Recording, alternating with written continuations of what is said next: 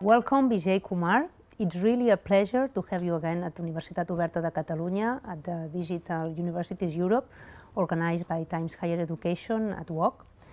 You have a large experience and knowledge in the area of educational innovations and technology strategy, so it's a privilege to have the chance to dialogue with you about the main challenges in the digitalization of higher education, such as the role of artificial intelligence, student support or feedback, assessment, and new entrants or new roles at the university. So in a world where change, resilience, and innovation are integral parts of our daily lives, I would like to delve deeper into how educational innovation is implemented or articulated in your institution. In another interview, you pointed out that what you really love about working at MIT is the combination of looking over the horizon and looking under the hood, and also that people always tend to look at the hardest problems. So my question is, how do you effectively organize and manage educational innovation in order to be effective and engaging, but also manageable? First of all, thank you very much for this opportunity. This is an institution that I've had a long association with, a very good, proud, productive association. It's a complex question, you said, because one of the things that, I'm surprised that you remembered or you found that piece about looking under the hood and looking over the horizon, because I think a large part of innovation is having an orientation. It's like having it in your DNA. And innovation, and I want to pick on some of these words, because what does having an orientation mean? And you said one of the things at MIT that I find is nothing goes unchallenged. Yeah. So if they say, the students are not learning a particular thing the way we want them to, do they have conceptual misunderstandings that we can correct, which might, and the impact of that, the result of that might be, should we change the way we teach that topic? Should we change the learning experience? So all of these are subject to innovative possibilities, which is essentially saying, can we change the input parameters in creative, imaginative ways so that we can get better outcomes, right? And there's a whole lot of things you can do for that. For instance, sometimes when we think innovation, we say, it must be complex and digital. You shift chairs in a classroom and have a different arrangement. That's an innovation. You say, can I use a little bit of technology to create some applets for visualization? That's an innovation. Can I use AI for better learning opportunities? That's also an innovation. But the underpinning over there is that you look to say, how can I imaginatively use the resources that I have to arrive at different learning outcomes? And this is, we are at a time when, we have such immense possibilities. Yesterday I was noting in a panel here that if you look at a course or what we taught, every aspect of it is prone to innovative possibilities because of digital technologies, because of what we are learning about from learning science, and because of what openness brings, the aspirations of open bring. So for instance, we say, well, a course is no longer, a lecture is no longer a lecture. It's a 6-minute video segment, which can be immediately followed by some formative testing, formative assessment, which can be, if you don't understand a concept, suddenly you can have a visualization, right? So you have changed all the parts of delivering a lecture into these different kinds of components. And you're doing all this because you're learning something from learning science about how to do it better. And then you're saying, I can use technology in an imaginative way in order to come up with a different kind of a possibility. Now, there's two things that came out over here. One is I have to try it. So part of innovating is that I have to experiment with it and assess it, right? Because I make a conjecture saying if I do X, Y will follow, Y might not follow, but I have to assess it. Or I might have to say I have to tweak this, I have to make the video longer, shorter, or maybe I have to change the sequence order, or maybe for this group of learners that's not working because not yet ready to understand from visualizations. So I have to experiment and honestly assess and make corrections, not just in how they learn alone, but how I teach also. The other part of it, which I will say, which sometimes, because you introduced a very loaded term, you said innovation, and it's a complex term, because often we confuse the invention with the innovation, right? That technology, that particular thing is an invention. The minute we say innovation, for me, my research work is an innovation diffusion, right? So suddenly I think about a very systemic phenomenon, meaning in order to apply an innovative intervention and invention, I need to think about what does the classroom look like, what does the infrastructure look like, is the teacher prepared to do that, are the learners prepared? All that for me is in the realm of the innovation. Suddenly we have taken it from a point process to a systemic process, right? And so both those we think about pretty deeply, and nowadays we even say that, okay, it's not just about you, the teacher, and the learner, it's also about the ecosystem, you know. For instance, at MIT, we do place a lot of value on active learning, hands-on learning. And you say, well, today maybe I value active learning, I bring it into this thing, but maybe hands-on practice, they can actually do through an internship in an industry. I care about it, but maybe I'm not the best person to deliver that, you know. So you can look at innovative combinations on the supply side to deliver the outcomes also. So anyway, so the aspect of inquiring about what's going on, experimenting, assessing, right, and then thinking that you have to really look at it through a systems approach. That's the orientation that makes us very innovation prone. You know? So that's a good point, no? The assessing all the process, because that's you know, and this is a good. I mean, I'm glad you asked this also, because sometimes MIT, you say innovation. You know, many years ago, when we launched OpenCourseWare, you know, and people have heard me tell this story many times. When we launched OpenCourseWare, in the US, there were some you know, initiatives that were being launched to commercialize educational content. Some universities were doing something called Fathom, some others were doing something called Unix. And our leaders at MIT, I remember our president, you know, Chuck West, very dear man, the late Chuck West, our provost Bob Brown, who till very recently, he was my boss when I was assistant provost, and he became the president of BU. They all said, hey folks, what are we doing about the internet? Have you missed the opportunity? There are all these institutes doing what? And our faculty said, in order for us to respond to that question about how do we think about the internet, we have to really think about what is the quality of excellence at MIT. And we, at that time, we said, there was a lot of discussion, words like intensity, et cetera, were thrown around. And people sort of said, and I'm simplifying this a bit, said the real value of quality of excellence at MIT is a very high bandwidth of interaction between great faculty and great students.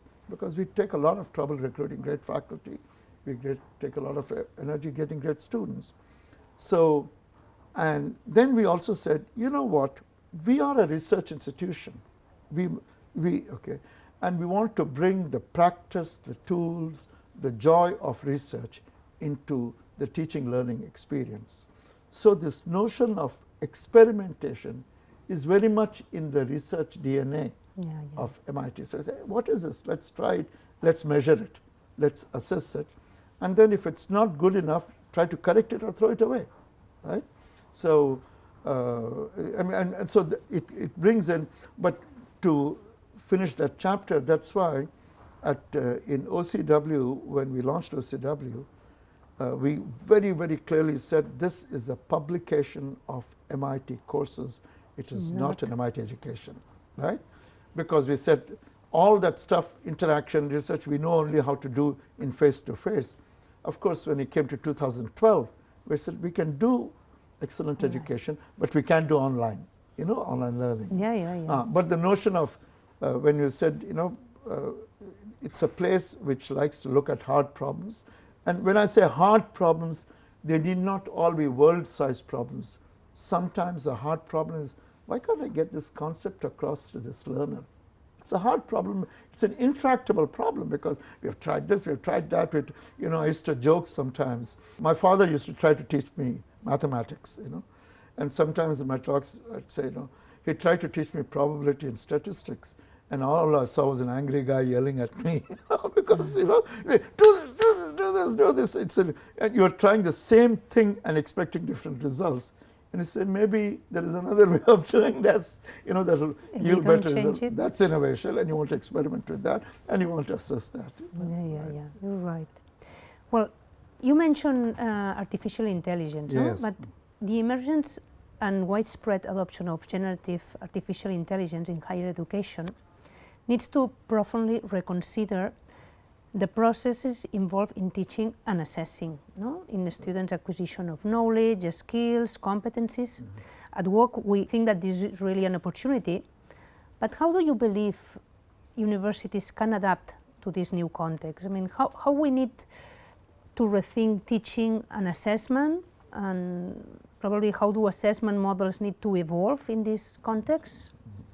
It's an excellent question. As being in the role that you have, it's not a simple question.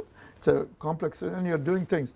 I will tell you, so my PhD is in future studies in education, and when I got introduced to some wonderful work that was happening in AI those days, okay? So there was wonderful work going on at MIT. I was at UMass Amherst, and actually I used to come to MIT, to see some of the work that was going on. Minsky, Papert, and John Seeley Brown, who influenced my own work in many ways. But we were designing intelligent tutors in the early days. And we used to look, and there were programs, there was one program called Buggy. Okay, Buggy was to see how kids were doing math program and to see the pattern of mistakes they were making, because the patterns of mistakes reflected the conceptual misunderstandings that they had. So that's a very, very interesting use of AI. And nowadays we say intelligent tutors. So intelligent tutors is really looking at an individual level. How is this person navigating the solution space? How are they approaching it? And AI helps surface those kinds of things so that you can intervene appropriately. You can say, maybe I need to change my teaching strategy or get to some other kinds of experiences that will clear those conceptual misunderstandings. And and now when you look at AI, and we will certainly talk about the elephant in the room, ChatGPT, but the thing is, one of the things AI does, and it's coming as part of commoditized products, whether it is learning management systems. We all do formative testing, right? There's a lot of AI that's being used. 3 years ago, I do not know if you know or remember this particular incident. Watson, which was IBM's AI system. So there was an instructor in Georgia Tech who was using an intelligent AI tutor for his online courses. At the end of the semester, he did a survey amongst the students to find out which tutor which they liked best. So the person who got the highest rating was Jill Watson. Jill Watson was the AI tutor, right? So, I mean, so for tutoring, Indian tutor, because, they can look at problems, they can respond very quickly, they have much access to, because of the data analysis and processing capabilities, they can deal with a very large solution base to get to appropriate personalized kinds of tutoring, and that's good. That's a good use. So AI is being used constructively in various ways. Personalization, adaptation. There is an associate of ours, a colleague of ours, who was a member, supporter of, sponsor of our Jameel World Education Lab. He has this company. I work pretty closely with him. In fact, he has come and we had some discussions with him 2 years ago when he had come to walk.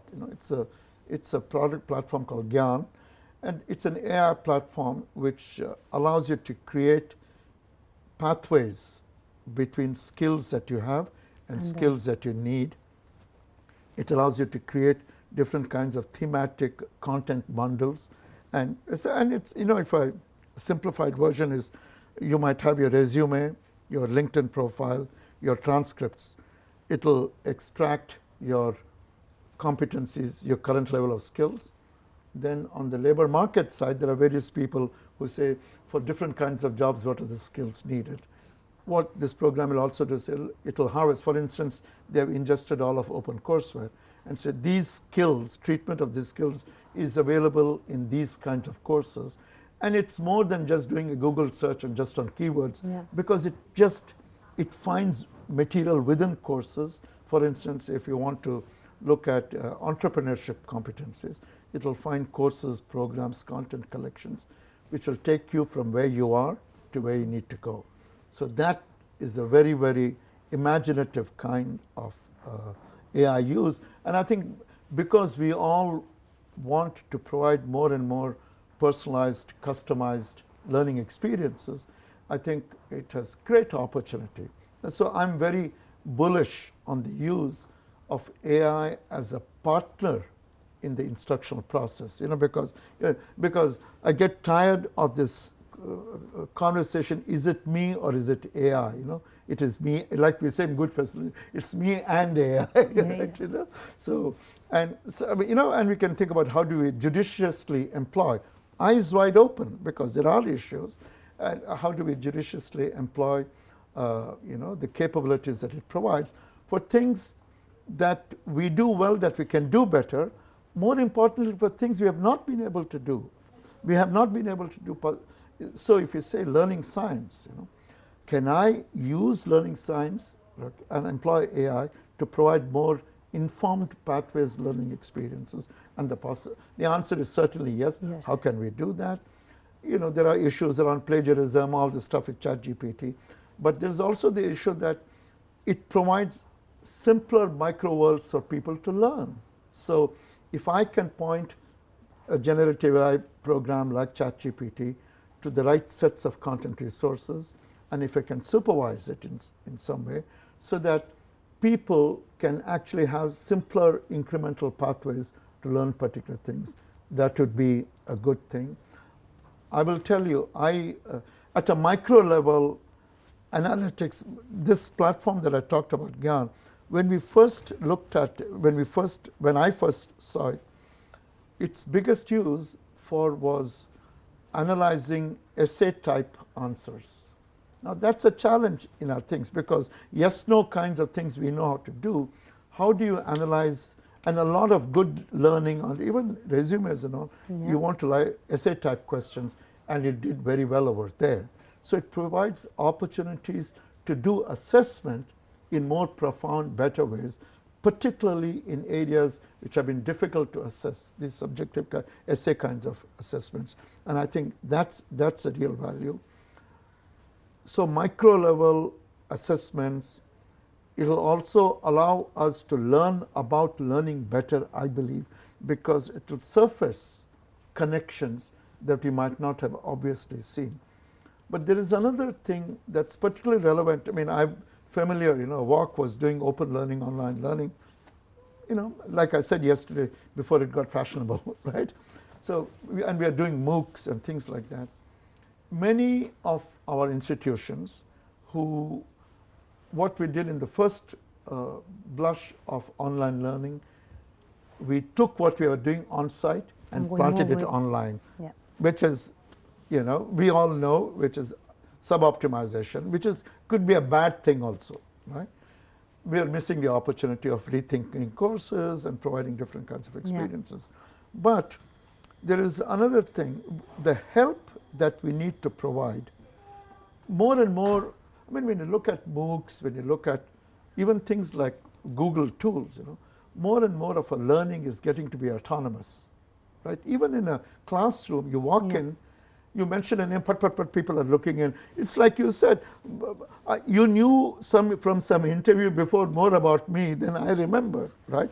So we do a lot of self-learning, autonomous learning, not in the in the computing science term of the word. So how do you provide help, scaffolding, and support to a learner population which is getting more and more autonomous in its learning? We cannot meet all their needs. We have to create facilities for them to learn on their own, right? Now, that's because right now the kinds of help and support we provide them is based on what we know from face-to-face experiences. Meanwhile, we have millions of users who are using online experiences. We have clickstream data, we have page-turning data, we can identify data on how they find groups. So we can come up at a macro level by using AI to mine the data to see how can we provide better support for online learners, better scaffolding for autonomous learners. I think that's the kind of potential we have. You mentioned many things, but I completely agree that if a lecturer or a teacher can be substituted by a machine, I mean, let's substitute the teacher, of course. No? I mean, that's for sure. I wouldn't say that very loud, but that's no, because why are we doing that? No, the teacher provides other aspects. No, that. But you mentioned one thing. No, when we talk about artificial intelligence, probably it connects with authorship and plagiarism in the assignments. And what do you think are the main challenges in these aspects? And also, what role do ethics and morals play in this context? No. Yeah, well, ethics certainly. I mean, it behooves us to make reasonable guarantees that they are not duped. Okay, so the data that they point to, the supervision, you know, that's a responsibility we have taken on as educators. That's a covenant. And this is related to also to the quality and reputation of the university institutions. No? And you mentioned ethics, morals. I mean, so the statement I was going to make was, there was a colleague of mine who would say that you cannot legislate morality, you know, right? I mean, you can bring all these things, but I think you also don't want to make it easy for people to confuse unethical practice with ethical practice, right? You want to have sometimes hard lines, but sometimes difficult thresholds so that they realize, you know, and you know, I mean, then you could go into some, you know, philosophical discussions about what is the truth and so on. But I think we have to be careful. Even if you just treat it at the level of equity and fairness, you want to make sure that people who are striving to get to the truth are not distracted because somebody is getting it in a devious manner. Exactly. Right? And or I think there's the risk of getting you know, the bias of data, and we know those cases where the data samples it pulls from, it's getting more and more sophisticated when you look at all the programs, Image, DALL-E, you look at ChatGPT-4, it gets more, you know, more and more, and we have in my own house, we have deep discussions about this. My wife is an AI, you know, computer scientist, we have discussion, but the fact is that as educators, there are risks that we have to be mindful of, but there are opportunities we should not disregard. Even ChatGPT, when we talk about it, the fact that it provides simpler micro worlds or paths towards to synthesize information, it might be used even for language learning and things like that, you know. So if we can harness it. Yeah, absolutely. Let me shift now our focus to lifelong learning. The demands of today's labor market mean that professionals require upskilling, you mentioned it already, and reskilling. They need lifelong learning to stay up to date. In our context at the European Union, in June 2022, there were a recommendation on the European approach to microcredencials, for lifelong learning and employability. And at at MIT, you already have the micromasters programs. But what role will microcredentials play in the medium term? Or for instance, what do we need in order that they are recognized by institutions or companies? That's a very good thing. First of all, are they valuable? I'm going to offhand say incredibly so. I mean, for all of us who were there's a bunch of issues or considerations in your question. Are micro-credentials valuable? How do we advance their use? I will even add what are some of the cautions that we need to take. Yeah. And then there's this whole issue, there are micro-credentials, and then there are digital credentials, right? Because we are also working on that at MIT. When we started doing open, even the old open days, and I'm talking about the early 2000s, when we talked about the value of open, we said boundarylessness, one thing, that courses, you can take courses from anywhere, courses travel across the ecosystem, industry, education. It makes that boundary blurred, right? And in fact, was it you who told me, or somebody who mentioned that people are allowing industry-offered courses and giving credentials at their institution? Industrial doctoral programs? Or? Yeah, so in fact, industrial doctoral program, we are working with Latvia in a thing, but people saying that training programs that industry offers, universities are giving credits for that, which is the bidirectionality is a very nice thing thing. But we also talk about modularity. In fact, the project that we did here in WAC with OKI was saying how can we take content, applications, and move it from institution to institution, right? So modularity and moving was there, and if you can attach credentials to the modularity, why not? Because people want some indicator of completion, and the marketplace, when it's recruiting people, hiring people, wants that stamp of approval or the stamp of accountability. And if you have micro-credentials, there are two advantages, and we are seeing this. First of all, yesterday when I talked about the micromasters, the fact that the Walmarts and the IBMs and all these industries are saying, okay, we'll recognize that, we'll give you a job, which means people are voting with their feet, saying, okay, we recognize these credentials. There are programs now, we all talk about stackable credentials, that we can do different combinatorials of these. Because they're micro, they can be stacked more easily for different kinds of pathways. So the companies are taking a new role also on this. Recognizing this, we want the competencies with these kinds of arrangements. Look, I think what we are doing is create, let's say if the learner is a customer, we are giving the learner many more options and commentaries to compose their experience and their profile so that they become useful and attractive to different. Now you mentioned lifelong learning, and that is really critical because I talk about displaced learners. Displaced learners are not just people who are geographically displaced, but also people who are vocationally displaced. I'm in a job, I'm stuck, I can't leave, and I don't have enough time to go for a whole semester, but I can go in the evening and do this. So that's displacement. I'm vocationally displaced, and I can take these modular courses, I can get credentials for it, I can do it over time. So it says that you don't have to do education in that period of time. All those things we can do around modularity, micro-credentials, and that's a good thing. We also, some of the challenges, we had this in the old model of multi-campus universities. Courses even won't transfer within the campuses in the same university, and we have come a different place. Now we're a different kind of challenge.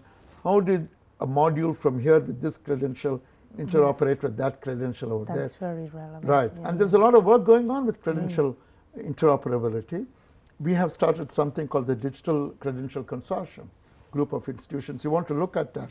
There's a platform we have created for credential interoperability. How can credentials move? Thank you so much, My Vijay pleasure. Kumar, for sharing these insightful, these valuable insights and perspective to these challenges. My pleasure. You provoked through some very good questions, and as you know, there are complex responses to all this. Very complex. Thank you so much. My pleasure, absolute pleasure. Thank you.